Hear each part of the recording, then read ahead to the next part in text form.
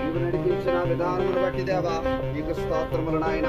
పౌలు భక్తుడు అంటాడు కదా, సువార్త ప్రకటించిన ఎడల నాకు శ్రమ అంటాడు. అవును ప్రభువా, దేవా ఈ దినము నాయన మా బిడ్డలైన వారి పనులు ప్రక్కన పెట్టి దేవా ఇదిగో నాయన సువార్తయే ముఖ్యం అనుకొని దేవా తండ్రి అనేక గ్రామములు నాయన దేవా తండ్రి అనేక పత్రికలు వారు పంచి ఉన్నారు గనక దేవా పంచిన ప్రతి చేతిని దేవా వేసిన ప్రతి అడుగుని తండ్రి దీవించండి నాయన.